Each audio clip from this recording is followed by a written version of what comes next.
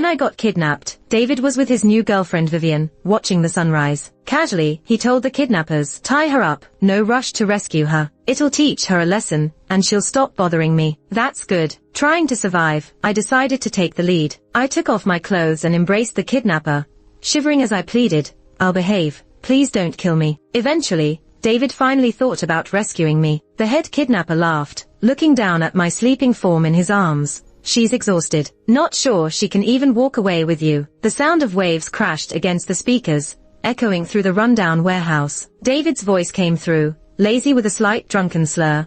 "Anna, the ways you try to get my attention never cease to amaze me. Yesterday, you had my mom harass me about getting married, and today it's this kidnapping stunt. If you're gonna die, just do it. Don't interrupt my sunrise with Vivian." Tears of fear spilled down my cheeks onto the ropes binding my hands and feet. I shook my head, desperate to explain.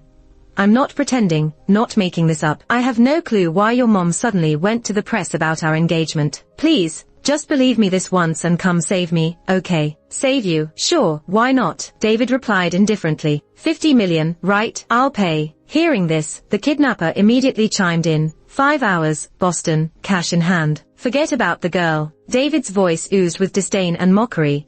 "Let her learn her lesson. Stops bothering me. This money is just your fee for training her." "Are you serious?" The three kidnappers exchanged glances, skeptical. David laughed coldly, hiding an inexplicable threat. "You dare harm her, and I'll pay." Tears broke free, and I closed my eyes in utter despair. "David, do you really hate me this much?" I sobbed, unwilling to give up. "I'm really kidnapped. I don't need training. Just save me this once, and I'll never bother you again." "David, the sun's up." Vivian's cheerful voice rang out over the phone. "It's beautiful." Even through the phone, I could clearly hear the sound of their lips meeting, an intense and passionate kiss I could only imagine. Despair engulfed me. I stopped struggling and sat there, staring at the only ring David ever gave me. Turns out, promises made in youth don't count. David, who at 16 swore to marry and protect me forever, changed somewhere along the way. "Sorry, David. I annoyed you all these years. I won't anymore. Never again." The other end went silent for a moment, then abruptly disconnected. The busy signal echoed through the warehouse. The three kidnappers exchanged looks, the youngest scratching his head, looking confused.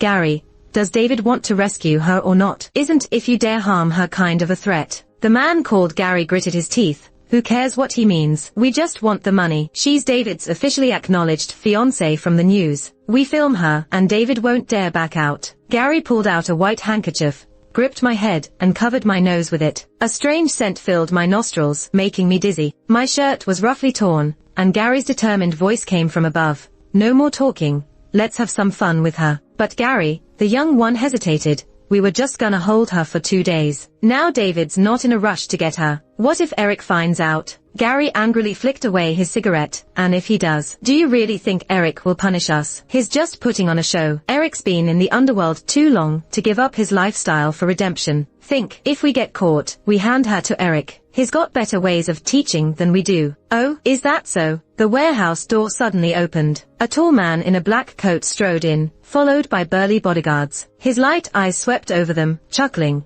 "Why don't you try my ways of teaching today?" The kidnappers shuddered and fell to their knees. "Eric." Gary pointed at me in a haste. "We got you a girl. She's exciting. Just drugged for instant use." Eric frowned slightly, his gaze landing on me with a hint of darkness. His devilishly handsome face made my hairs stand on end. Despite the body heat swirling within me, I shivered and recoiled. Eric's brows arched slightly. He squatted before me, pulling out a folding knife. His voice was colder than its blade. "Might hurt, bear with it. Time to get you out of here." "Get me out." "No, please don't kill me." My mind snapped back, instincts kicking in. Tied hands clutched him, teary eyes pleading, "Please, don't kill me. I'll find a way to pay. I really don't want to die now. I beg you." Eric's eyes flicked to where I held him, pausing, an amused brow raising. "Why not now?" I paused. Is that really the point? But I had no choice but to answer. Because, I lowered my head and whispered, "The country just passed the 3-child policy. Most young people don't want kids. If I die now,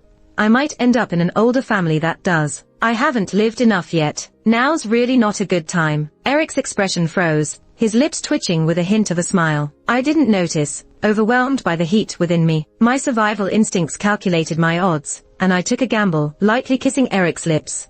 I'll behave. No resistance. Do what you want with me. The silence in the warehouse was deafening. Eric's eyes darkened. He swallowed, but said nothing. I bit my lip, a glimpse of hope igniting. I lifted my bound arms and clasped his neck, kissing him again. Yet Eric pushed me away, keeping the distance while sternly locking eyes with me. Never planned to kill you. Now's the time to change your mind. I can find you another guy. Stick with me and there's no turning back. The heat was intense, my eyes were blurred. I nestled into his arms and shook my head. With you, no regrets. If that's how it must end, might as well be with someone handsome. The next second, his lips claimed mine. He held onto the back of my head. In the hotel bathroom, the shower was loud. Breathless whispers made the space hotter. He raised my arms above my head, pinning me to the wall, taking charge. Yet his fingers spared a moment to tease the ring on my hand, smirking. With a boyfriend and you still want me? You think I'm a nice guy? The warm water kept my eyes shut, my body weak, unable to stand. My mind was fading. No, ring, don't need it. Hair, is this your first time? He chuckled huskily by my lips, taking the ring off. Don't want it. Then it's going back to him. My arms dropped, leaving me to slide down, clinging to his muscular back. The sounds leaving my mouth were chaotic. Eric, my name, whispered in my ear, calling to me. Ah, I screamed, my nails scratching his back. Eric. David. On the beach lounge chair, a woman lay softly in David's arms,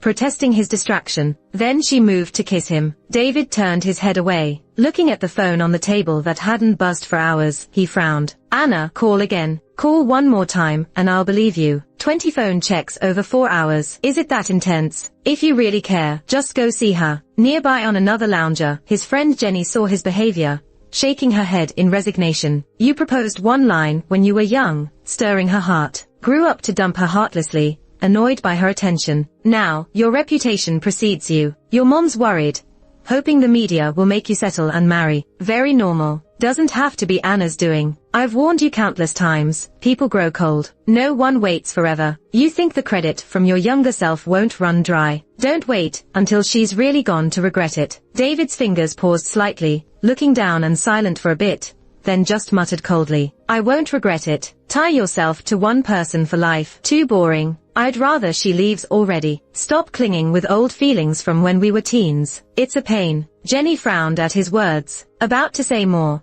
David didn't want to hear it. Popped open a bottle of champagne, the fizzy spill blending into the beach party crowd. Jenny pursed her lips, silently swearing at the scoundrel in front of her. Suddenly overshadowed by David's return, his eyes playful. David, face cold, picked up his phone. After unlocking it, the ringtone rang first. David, the caller was his assistant, saying something was express shipped to the company for him. From Anna. David scoffed, annoyance welling up, feeling foolish for worrying about Anna earlier. It's a ring. The assistant paused, like the one she always wore. David's pupils shrunk abruptly. Say again. What? The assistant quickly sent a picture of the ring. David recognized it immediately. The engagement ring he gave her when he confessed at 16. Anna always cherished it on her hand. David felt something indescribable, but was soon overwhelmed by anger, scoffing as he typed fast. The fake kidnapping didn't work. Playing hard to get now. Anna, the ring's back. We're done. Don't bother me again. The message went out, met like a stone in water, no response in a usually prompt inbox. David scrolled through the conversation chaos, filled with Anna's solo care and concern for him. A cold smile tugged his lips. Yeah, Anna must still like him. Just another act for attention, determined to teach her a lesson. David shut his phone off, closing the door on her remorse or reconciliation. Standing abruptly, he shook the champagne hard. Pop, bubbles sprayed.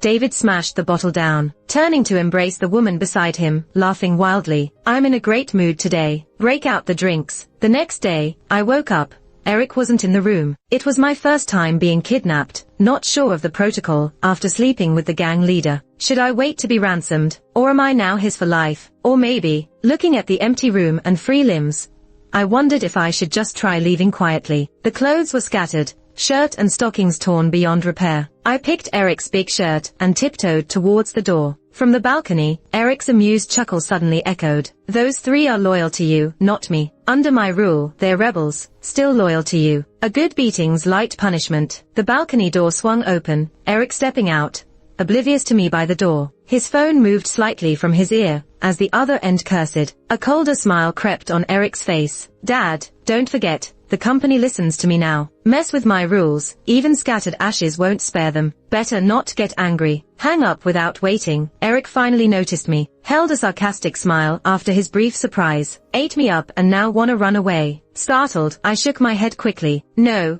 plans to run. Then it hit me, Eric's identity. Top-notch crime boss, his trades all illegal. No point in running from this ruthless man. Compliance is survival. Eric raised an eyebrow, approaching slowly until I was trapped against the door. His eyes scanned my legs under his shirt, darkening, then suddenly lifted me, perched me onto his shoes, bare feet secure. Guards swarmed outside. You're going out like that, not running, you're asking to die. Destabilizing, I clung to Eric's neck, resting lightly on the door, whispering, my parents are researchers, often deep in remote areas without coverage. High social standing, but not wealthy. It may be a while before they notice and pay ransom. Eric paused, then laughed. Stay with me, and you'll never worry about money. I paused for a moment, processing what he said. If there's no ransom, does that mean I've got to stay with him? It's my first time dealing with a situation like this. No clue what I'm doing. Do I have to stick around here? Or maybe, suddenly, my lips were kissed softly. Eric kissed the corner of my lips gently, smiling as he spoke. Want to date? I was stunned, blinked, confused. Huh.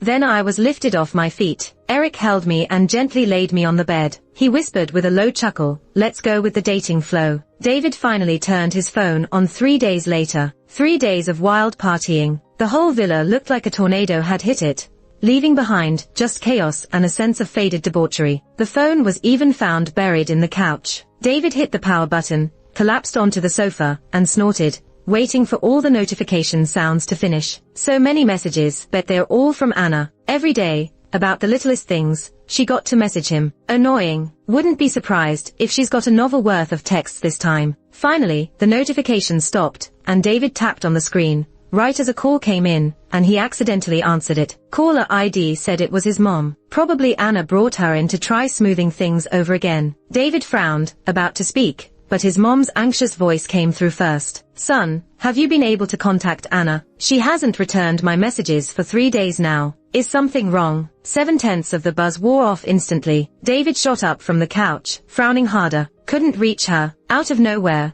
his mind flashed back to that call about a kidnapping 3 days ago. Anna still not over it. David pressed his lips together, face grim, as he hit the call button. Couldn't quite pin down what he was feeling inside. Fear, sure, but mostly just angry annoyance. Anna really crossed a line this time. Hello. The call was picked up quickly, but the voice was a stranger's low, husky tone. David's expression froze, his heart dropping. 3 in the morning. Anna's phone, answered by some guy. It all clicked. She'd been kidnapped. Fear surged through him, and David clenched his fist tightly, his voice tense. Where's Anna? Let her take the call. You haven't hurt her, right? Tell me where. I'll come pay the ransom myself. There was a pause on the other end, maybe a slight laugh, but they didn't say much more. Just spoke softly in a gentle rasp. Not tonight. She's exhausted. Even if you got God to help, she couldn't walk right now. David sprang up. His eyes showed clear shock. Almost immediately, he yelled, kicking over the coffee table in front of him, eyes burning red. You touched her. Who the hell gave you permission? Didn't I say I'd pay? Everyone in the villa was stunned, like someone hit pause, too scared to move. They just stood there, watching David's eyes turn red instantly. His eyes filled with a terrifying anger, veins popping on his neck. It took him a few deep breaths to somewhat control his rage as he wiped his face. How do I pay? How do I get her back? Eric looked down at the woman sleeping in his arms. He suddenly remembered her upset face from yesterday,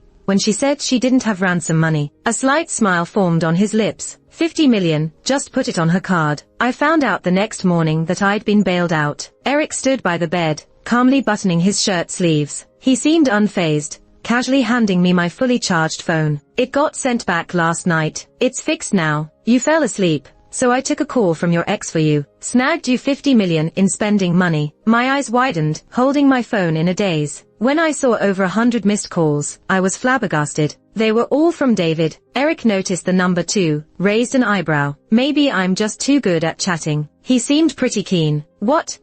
That's what he calls keen. Eric picked up his suit jacket, draping it over his arm. The way his shirt and pants outlined his broad shoulders and narrow waist made my face heat up. Images of the past few indulgent days flashed in my mind. Eric noticed my reaction, smiled, and leaned down to plant a soft kiss on my forehead. Be good. Don't tempt me. We won't get out of here otherwise. My face turned beet red instantly. Eric gently ruffled my hair, raised an eyebrow casually. Say hi to David for me. No surprise, real generous guy. But, dare rekindle old flames. I won't go easy on you. Those 3 kidnappers got dealt with, but Eric's guys were connected. If dragged into this, it'd be a mess. So, he couldn't really take me back himself. I took a cab back on my own. I didn't go straight home. Instead, I went to David's mom's place first. With my parents' work, they are barely around. So, I mainly hung out with David, with his mom, Wendy, looking after me too. Anna, you're safe now, back home, Wendy said,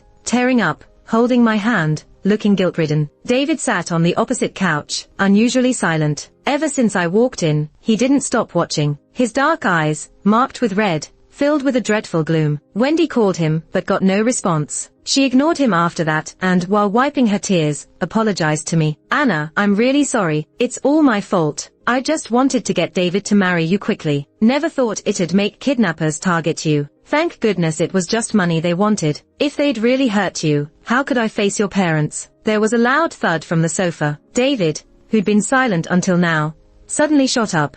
Something she said triggering him. He grabbed my arm and started dragging me upstairs. His hand was cold, like ice. I struggled hard, but couldn't break free. David, let go. He ignored the shouts, kept dragging me up to a bathroom in one of the guest rooms. He locked the door behind him, voice frigid, though his fingers were slightly trembling. Shower. David, what the hell is wrong with you? Honestly bewildered, I brushed him off, heading for the door. I'm clean, what's with the shower? But David pulled me back, glaring at me as if wanting revenge. Where is he? I stopped, slightly dumbfounded. Who? David's neck veins bulged. Saying the name seemed to fuel his anger. The kidnapper, who took the call last night. I couldn't help but laugh, slipping from his distracted grasp. Ever think maybe he saved me, didn't kidnap me? David was so furious he laughed, almost through gritted teeth. Saved you to a bed, needed to touch you for that. Truth is, I'm not sure what's got David so angry. Hard to guess. I let out a sarcastic laugh. I was kidnapped, not on vacation. I should feel lucky I wasn't left half dead, right? Luckily the kidnappers' leader was Eric. Luckily he came that day. Luckily he wanted me. When I said this, David froze for a few seconds. He then realized what I meant, and his expression crumbled. His anger shattered,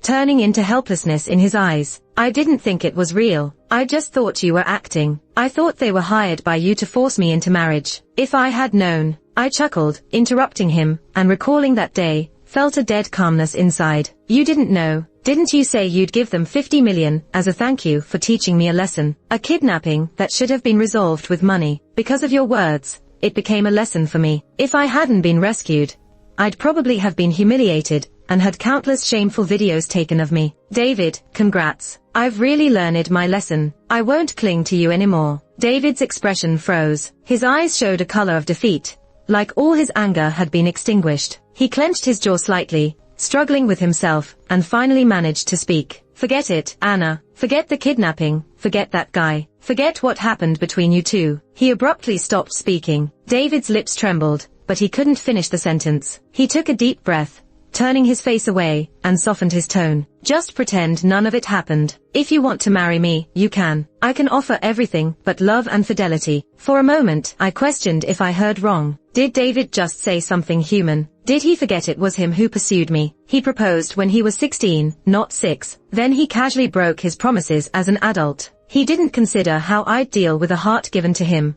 having fallen in love already, like a stray dog adopted and then abandoned, helpless, aggrieved, whimpering, struggling to return to a life of wandering, eventually, collapsing under the desire for love. I turned back to desperately seek approval from my owner, trying to regain the warmth I once had. Honestly, sometimes, this dog thinks, I'd rather have not been adopted, to not be entangled. Just let it be. Anger, grievance, and other emotions tangled up together. In the end, all that's left is self-imposed helplessness. I lowered my eyes, smiling calmly. Don't force yourself. I've let go. I won't like you or bother you anymore. There's really no need for such a big sacrifice. It's all in the past. From now on, go live your carefree life. I meant every word. But David seemed even more dissatisfied with my obedience. A strange panic flashed between his eyebrows. His tone turned mocking and annoyed. Sounds easy enough. You won't cling to me. Do you believe it yourself? Can you do it? If not, don't force yourself. I never said you should disappear from my world. I just can't give you love. Not that. My gaze fixed on the base of my ring finger. A ring once worn there, removed for just 3 days, and barely any mark was left. Just like my unwillingness to give up and let go of the past. Saying I've given up only takes a moment. David, I can do it. David's eyes narrowed suddenly. After a few deep seconds staring into mine, he eventually smirked. Sure, I'd contradict myself. You'd better be. I must be. Eric's face randomly popped into my mind, and I smiled. Otherwise, my life would be at risk. After that day,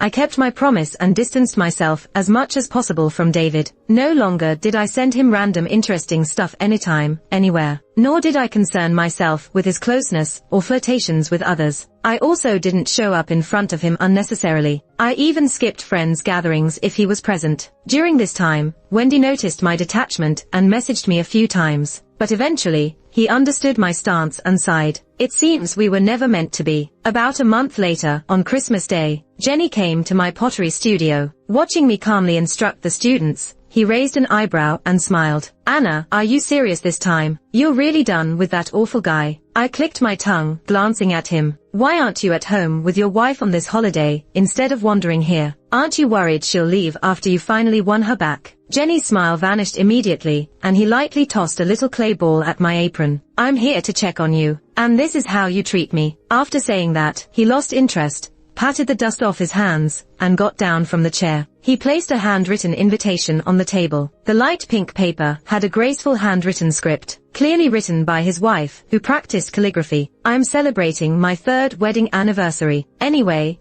David will definitely be there. You decide. I'd understand if you don't come. Jenny then picked up a bunch of roses and nodded at me, implying he was leaving. But before reaching the door, he stopped and looked back at me. Anna, David really does care about you. Over the past month, he's been acting carefree, but in truth, he often stares at his phone, waiting for your messages. I'm not trying to speak for him. I just don't want your years of persistence to be for nothing when you're so close. So I'll give you this tip. It's up to you how you decide. I'll support you regardless. If you're looking to start over, I'd happily introduce someone new. The shop door suddenly opened from the outside. The welcoming bell jingled cheerfully. Eric walked in, bundled up in a black down jacket, snowflakes swirling around him. Excuse me, Eric spoke in a cold tone. Jenny, in the midst of admiring his face, snapped back and quickly made way, apologizing. Just before he left, he glanced back at Eric, a puzzled look in his eyes, as if trying to recall where he'd seen him before. Is it snowing? I looked out, smiling. Snow on Christmas, it's perfect. Yeah, Eric nodded, not saying more. Just while the students peeked at the snow, he walked over, bent down, and kissed me quickly. His lips, cold as ice. Yet they caught me by surprise, making my eyes widen. I playfully punched him a bit, giving him a fierce look. What are you doing? People are around. Eric just smirked, eyebrows raised, justified. As your secret boyfriend, it's my skill to sneak in a kiss. So Jenny doesn't introduce someone new to you. Like we're hiding anything. We've been openly dating for over a month. Just avoiding David meant I didn't meet many people lately, so only a few know about it. The clock on the wall chimed 6 times. I tilted my head at Eric and announced to the students that class was over. By the time the last student was picked up by their parents,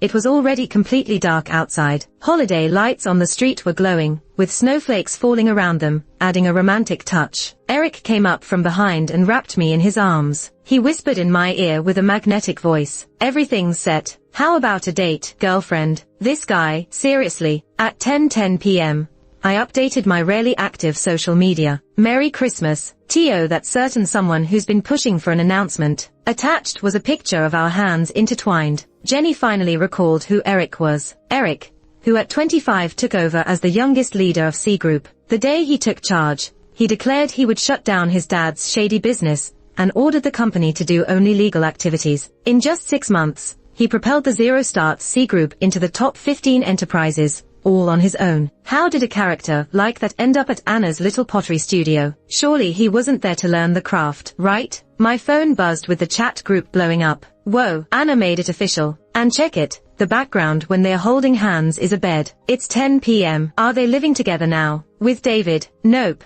David was at my place last night drinking sadly, waiting for something on his phone all night. The chat went silent for a few moments, and then someone hesitantly sent a message. Waiting for Anna, perhaps. The chat awkwardly hung on that message. No one said anything else. Jenny felt a jolt and quickly checked Anna's social media. When she saw the ring on Anna's finger, she gasped. David's finally getting his comeuppance. The day after Christmas was a weekend, and the pottery studio was closed. I left Eric's place, but instead of going home, I went shopping. Picked out a gift for Jenny and her husband's 3rd anniversary. Also got a tie for someone to make up for the Christmas present. The elevator opened on the floor of my apartment. I was about to step out, when suddenly a shadow lunged at me. I was shoved hard against the elevator wall. I cried out in pain, but was silenced by a forceful kiss. The strong smell of alcohol filled my nose. David held my face, kissing me roughly. It hurt, and I frowned. Millimeter, let go. I pushed his shoulders with all my strength. When his tongue tried to invade, I bit down. David winced and finally let me go.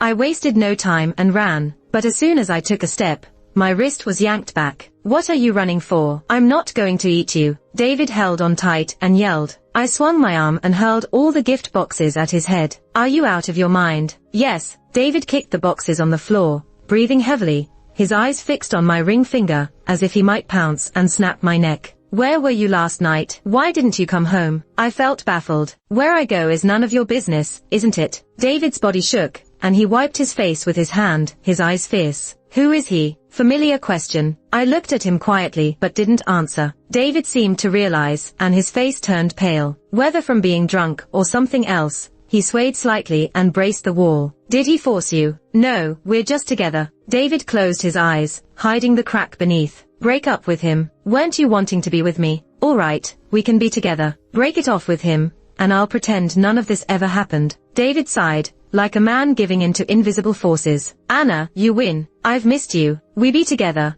and I won't have anyone else. Oh, I get it. So, he thought my announcement yesterday was just a move to rile him up. David, I'm not like you. I know what my heart wants. If I like you, I'll go after you openly. I wouldn't childishly use someone else to test the waters. David's face drained of color. His fingers curled inward, but wouldn't form a fist. His eyes were red, his smile painfully ugly. It can't be. You liked me so much. How can you be with someone else so soon? I smiled wryly. The feelings of youth aren't meant to be taken seriously. Not wanting to argue, I turned to unlock my front door. Just as the beep signaled the unlocking, his trembling voice pleaded, "Can I start loving you again now? This time, I'll chase you." I turned around slowly, disbelief in my eyes. Why didn't you do that earlier? Setting things even now, starting over. David looked very defeated. He suddenly felt so bad he didn't know what to do. It was just that I hadn't realized I loved you earlier. Jenny was right. He really regretted it, even though he always said he wouldn't regret it. But when he saw her holding someone else's hand, he kind of wanted to tear that guy apart. That was his Anna, the one always behind him, if he ever turned around. How did someone else snatch her away, unable to be redeemed? How can an adult not understand what they truly want? It's just pretending indifference and inexcusable arrogance. The excuse of not knowing they were in love, often a cover for a player hiding their insatiable greed. At the elevator, Eric stood, arms crossed, against the wall, at some point unnoticed. His light hoodie and workout pants giving off an inexplicably bold vibe. David's eyes narrowed when he saw Eric, recognizing him from the night's provocative call. So, it's Eric. Eric smirked, placing his fingers in a mock salute at his brow, his charm with an irresistible touch of rogue. Hello, former lover who regrets too late. David's face darkened instantly. Eric, unconcerned about David's demeanor, casually glanced at the boxes scattered on the floor. His gaze landed on the tie, smiled at me. Is this my announcement gift? I pouted. No. Oh, Eric replied, but he still picked up the tie, draped it around his neck, walked to my side, and confidently said, "You tie it for me." I rolled my eyes at him and tugged him inside the house. Why are you wearing a tie with a hoodie? No worries, I look handsome no matter what, he said. As the door closed behind us, I didn't look back, but still heard the wistful whisper from behind, "But you learned to tie a tie for me back then." With Eric's nudge, I finally came to Jenny and her husband's party. Eric, looking sharp in a suit, got everyone's attention as soon as we got out of the car. Jenny walked up, offering her hand with a warm smile. "Hello Eric, I'm Jenny." Eric shook her hand with a friendly smile too, but what he said made me cover my face in embarrassment. "So, you think my tie looks cool, huh? Anna gave it to me as a relationship announcement gift." "Eric, you're really something else. always bringing up past grudges. Jenny probably had no clue this all started because of a Christmas comment about setting me up with a new guy. People started arriving at the party and it got lively. With Eric's status, he couldn't avoid socializing even if he wanted to. I found a quiet corner, eating tiramisu and watching Jenny on stage, holding her wife's hand and crying her eyes out. It was touching. Jenny was quite the player back in the day. The way he chased his wife was legendary, and yet he actually managed to win her over. Someone stood next to me, and even without looking, I knew who it was. Considering the event, I expected to see him here. Unlike that drunk night, David now looked more put together, but his tired expression and red eyes showed his struggle. "Anna," David called out, trying hard to say my name. He looked up at the couple on stage, then raised his hand to me. In his palm was a ring, its impression still marked by having gripped it too tight earlier. "Let's get married too, okay? Sorry I'm so late with the proposal. I won't let you down again. It'll just be you, for the rest of my life." I put down my fork, my appetite gone. I took the ring I used to wear from his hand, and with a hopeful gaze, I turned away and opened the patio door. The ring traced an arc through the air and landed in the pool. David wavered, his pale face losing what little color it had, and he stammered awkwardly, "Anna,